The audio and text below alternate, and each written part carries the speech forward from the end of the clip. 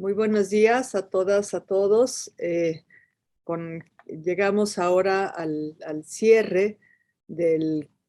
coloquio Piñachán en su 26ª edición, que se da también en el marco de la Feria Internacional del Libro de Antropología e Historia en su edición 32. En esta ocasión, como hemos escuchado, el coloquio se dedicó al papel de la mujer en la conquista y también a un importante y merecido homenaje a la doctora Beatriz Barba de Piñachán, quien, como sabemos, pues nos dejó en este mundo desde enero de este año. La edición de este coloquio, además de coincidir con la efeméride de 1521, se ha dedicado al papel de la mujer en la investigación arqueológica. Se presentaron 5 ponencias que dieron cuenta del papel de las mujeres en distintos ámbitos de la vida social y política en distintas culturas en el México antiguo y en el México colonial. 2 de las 5 ponencias del coloquio compartieron hallazgos e interpretaciones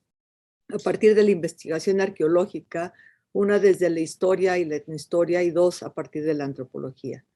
Con excepción de una de ellas, la relativa a Sultepec y Atecuaque, presentada en coautoría con la doctora Jarquín, las 4 restantes son de autoría única por investigadoras tanto del Instituto Nacional de Antropología e Historia como de la Salle y otras instituciones. Por lo que nos presentaron las colegas, podemos distinguir no solo temporalidades y ubicaciones diferentes, sino también miradas distintas. La especialización, por una parte, quienes están especializadas en el campo de estudio sobre la mujer en distintas épocas históricas, incluida la conquista, en tanto que otras ponencias hacen énfasis o destacan algunos aspectos del papel de la mujer, teniendo como referencia estudios arqueológicos o históricos de sitios o fuentes específicas. Escuchamos a la doctora Laura Ledesma, quien nos presentó el papel de las mujeres mexicas en la toma de Tenochtitlán, aunque como ella bien señaló, bueno, no se refirió solamente a Tenochtitlán, nos presentó datos e materiales de otras culturas, pero en todo ello ella destaca la importancia que tenía o que tiene la representación de símbolos de poder, pero también de la fertilidad y el sacrificio, y destacó también la participación en la guerra. Este tema de la participación en la guerra fue tocado también por en otras de las ponencias con diferentes énfasis, incluso señalando que en algunos casos era poca la participación, pero ponencias como la de la doctora Jarquín y la de Clementina Barco quedaron muy claramente evidenciada la importancia de la mujer en la guerra. En el caso del trabajo de la doctora Ledesma, pues sí nos presenta el estudio en las fuentes, pero el análisis de materiales procedentes de excavaciones arqueológicas, particularmente de figuras femeninas. Recordemos estas maravillosas figuras de mujeres en labor de parto, pero también de mujeres con insignias que les daban claramente el carácter de prestigio y también de su participación en la guerra. En el caso en la ponencia que nos compartió la doctora María de Jesús Rodríguez Shadow, Las mujeres y la conquista, nos habla, sí, sobre los distintos estudios sobre la mujer, en el cual el trabajo en la descendencia y la reproducción de la fuerza de trabajo, en el rapto, la violación o la apropiación de la mujer, en lo general son de sus elementos importantes. Aquí claramente vamos a encontrar elementos en común entre las diferentes ponencias al hablar el papel de la mujer en la fertilidad, en la descendencia y como bien señaló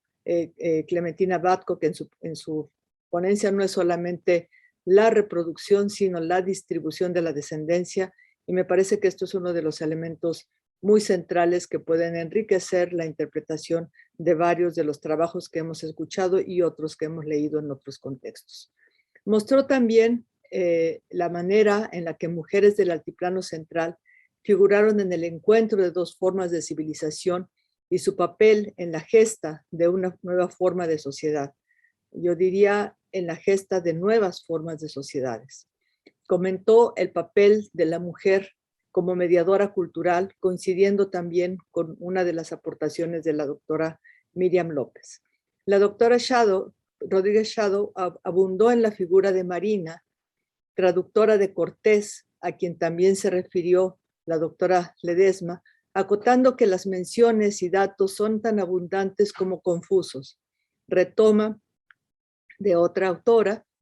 una cita importante en donde define a la figura de Marina, de la Malinche, como un símbolo polimórfico que ha dado lugar a múltiples formas de correr la tinta desde la historia, desde la literatura y con diferentes perspectivas. Concluyó la doctora Rodríguez Shadow con dos paralelismos bastante sugerentes. Por una parte, la alusión a las epidemias en el periodo de la conquista, pero también con la actual. Y también no podemos dejar de mencionar la importancia que debe tener el análisis de la condición de la mujer en contextos de violencia o en violencia hacia la mujer. En el caso del trabajo de la doctora Ana María Jarquín y en coautoría con el doctor Enrique Martínez, nos compartieron una ponencia titulada El papel de la mujer hispana durante la conquista, muy asentada en sus trabajos arqueológicos en el caso de Sultepec y Tecuaque. Un sitio que, como señaló la ponente, fue trabajado por nuestro querido maestro Piñachán, quien identificó que claramente en el sitio se sucedieron acontecimientos vinculados al momento del contacto de la conquista. Entre otros materiales, nos mostró cráneos sacrificados del Zompantli, en los que distinguen, por los estudios que se han ido haciendo, se distingue claramente el sexo y la asociación a otras ofrendas. Lo singular del estudio de estos materiales procedentes del Zompantli es que los cráneos corresponden a hombres y mujeres, tanto de sitios mesoamericanos, incluso hay una mulata, y otros de origen europeo, pero también un análisis de la colocación de los mismos en la palizada, que podría inferirse, a partir de lo cual podría inferirse alguna jerarquía, aunque esta no se explicita. Pero lo que sí señala era la importancia del Zompantli en cuanto a su ubicación en el sitio, que aportan elementos importantes no solamente en relación con las edificaciones, sino también en la orientación hacia la salida del sol.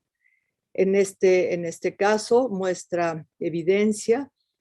arqueológica e interpretación de la importancia de las mujeres guerreras, también mencionadas en la ponencia de la doctora Ledesma, y también ahí hay un elemento que digamos, similar de la consideración de las mujeres, digamos, la alusión a las mujeres guerreras y a las mujeres que morían en el primer parto, en donde hacen vida de la muerte. En la cuarta intervención de la doctora Miriam López Hernández hace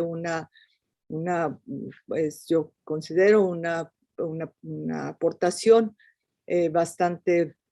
significativa, en este caso sí muy explícita, del caso de la violación en el contexto de la conquista de México. De hecho, su ponencia la tituló Violación y Conquista de México, en donde señala la violación y la violencia contra la mujer como estrategia militar, como símbolo de poder que se ejercía no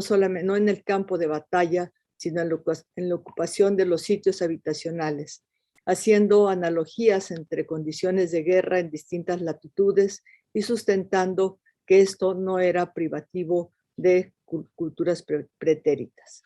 Esta condición, insiste la doctora, no era exclusiva de los contextos de guerra, esto en el campo del ámbito doméstico, incluso con encantamientos a partir de la palabra o de artes mágicas. La doctora López funda su ponencia en el estudio de fuentes coloniales de la sociedad mexica al momento del contacto. El análisis de las fuentes queda explícito, en el análisis de las fuentes queda explícito el interés del estudio específico del tema de la violación como recurso de poder. Este sí es uno de los trabajos que en donde parte claramente del estudio de la mujer y de las condiciones de violencia. Durante la conquista, nos señala, las representaciones y motivaciones fueron diferentes. El paralelismo entre lo que se concibió como tierras vírgenes a conquistas y mujeres bellas a las que había que poseer luego de largos periodos de abstinencia en el caso de quienes llegaron de ultramar. Pero también lo contrasta, lo confronta con las prácticas que había desde las sociedades nativas de considerar el regalo de las mujeres a los conquistadores como estrategias para la alianza. Y esta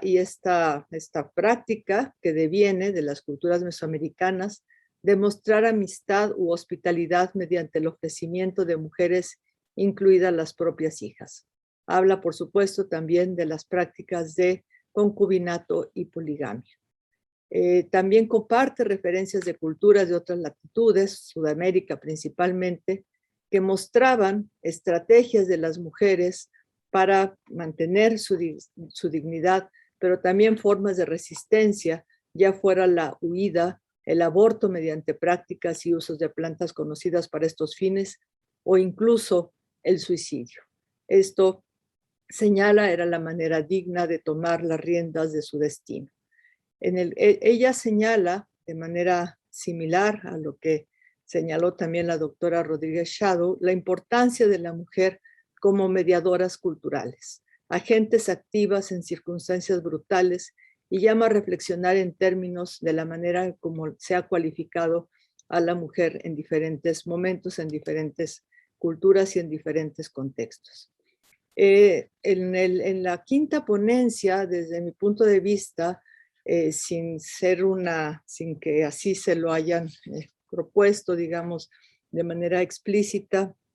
en la organización del simposio, pero claramente, pues la organización de este simposio, la secuencia que se le dio a las ponencias, pues tenía el conocimiento de lo que cada una de las colegas desde sus disciplinas iban a compartir. Pero considero que la manera en la que cierra el coloquio con la intervención de la doctora Clementina Disibatko logra articular, logra hilar elementos que fueron señalados en diferentes ponencias desde otras perspectivas. Ella claramente señala lo que conocemos y yo creo que es absolutamente irrefutable,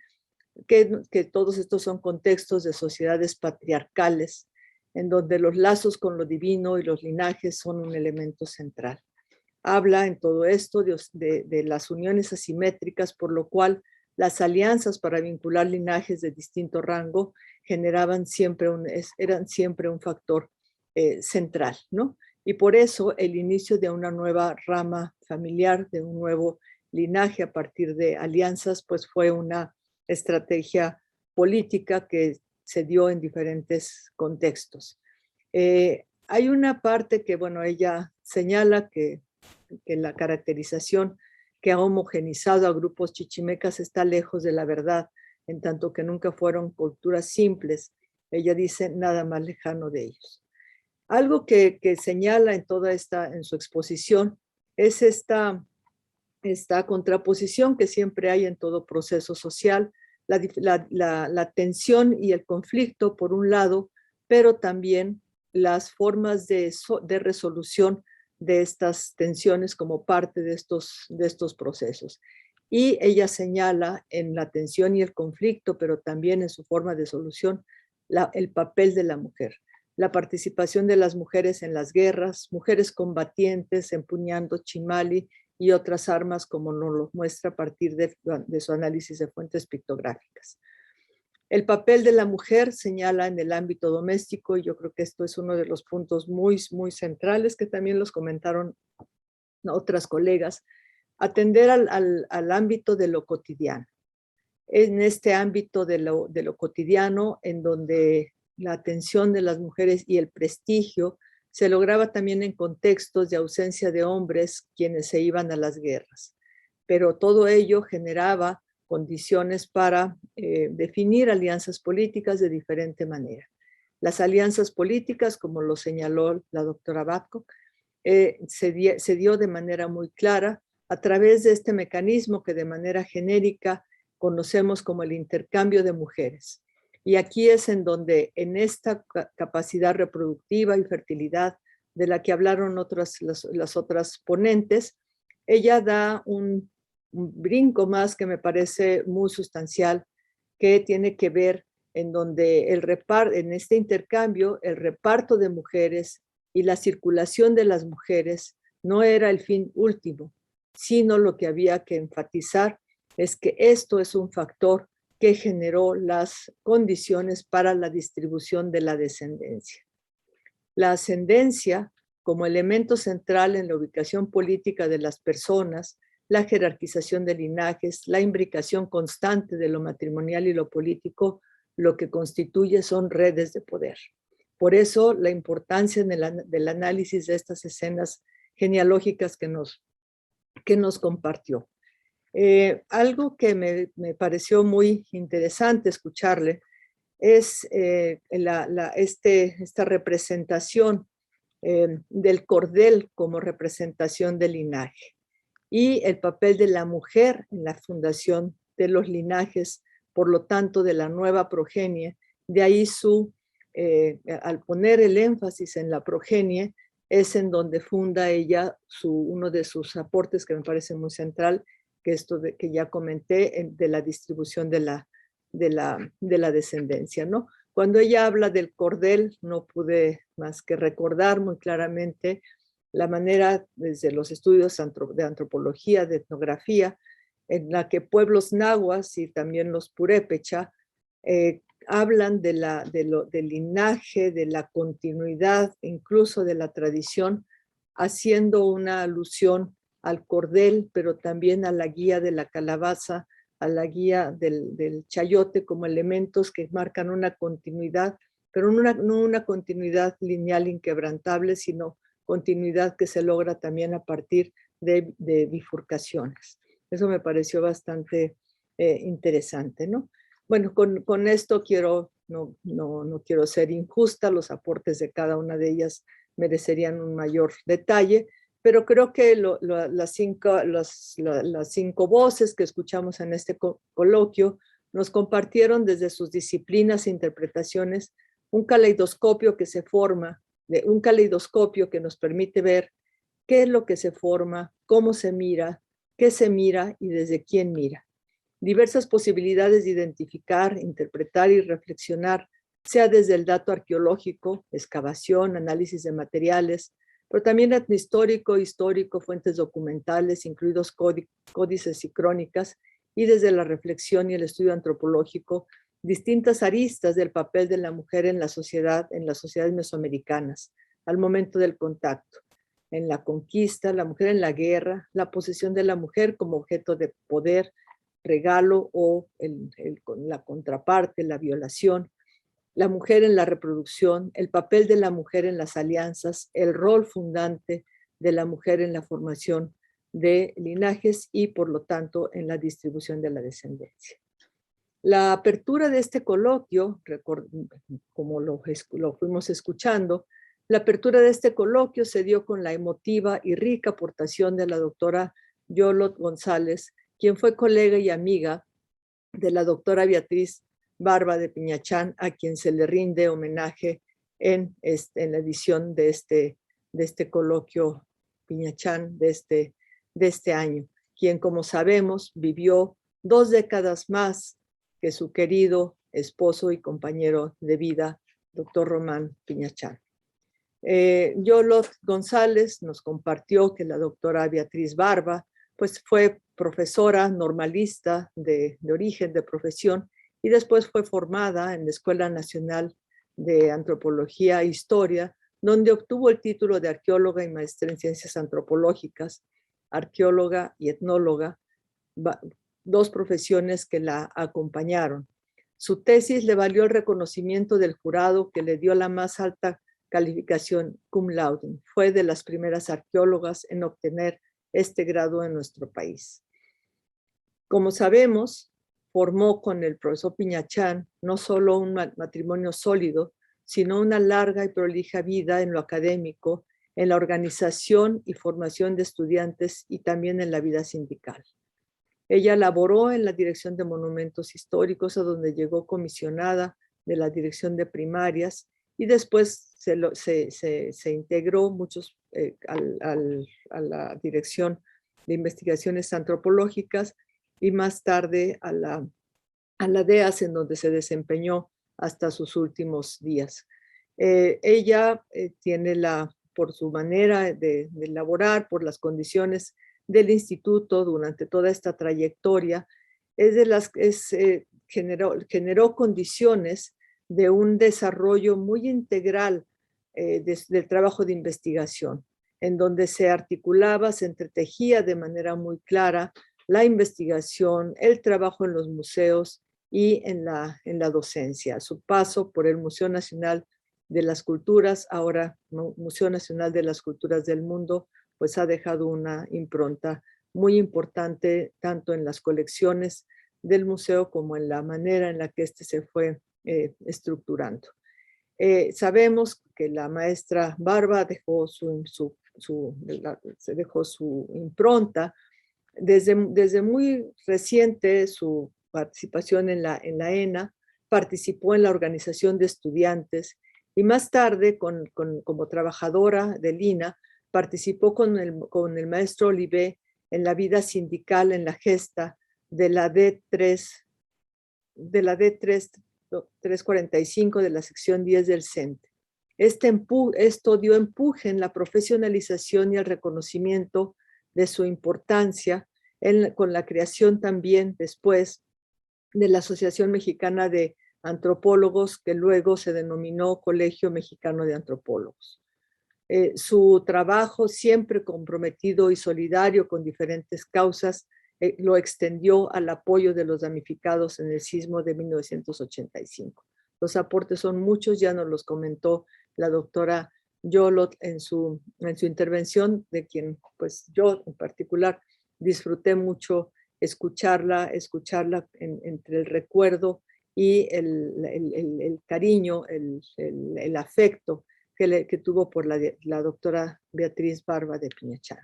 Y como todo ciclo, me parece muy interesante, muy importante, muy significativo que en este coloquio se haya incluido este homenaje a la doctora, y como parte del homenaje, una de las, bueno, pues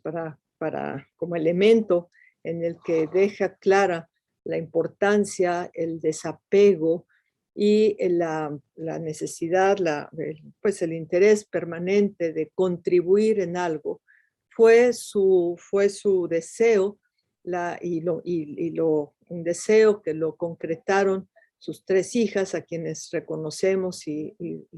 agradecemos, que se entregara el fondo, lo que ahora se conoce ya como Fondo Beatriz Barba de Piñachán, que se integrara al archivo histórico, a la biblioteca Miguel Otón de Mendizábal de la Dirección de Etnología y Antropología Social de la Coordinación Nacional de Antropología. Este importante acervo es un acervo bibliográfico en materia de arqueología, de antropología e historia, y que con él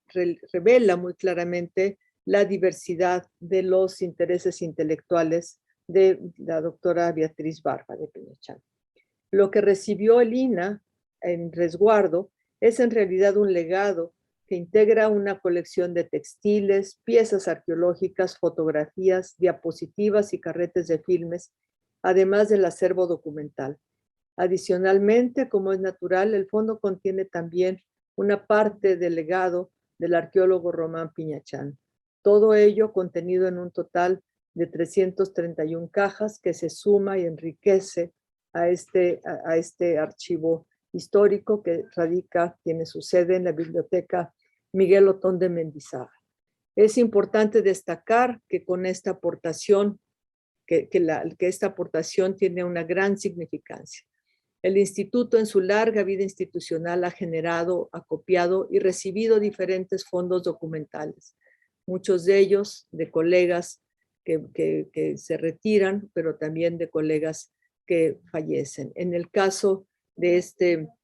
importante acervo que recibimos, este fondo Beatriz Barba de Piñachán, pues yo considero que se logra otro de los elementos de un ciclo también virtuoso en términos de la continuidad de la vida académica, que es que la muerte de la despedida de esta querida colega, la doctora Beatriz Barba de Piñachán, su muerte también esperemos debida a otras muchas y diversas investigaciones. Muchas gracias.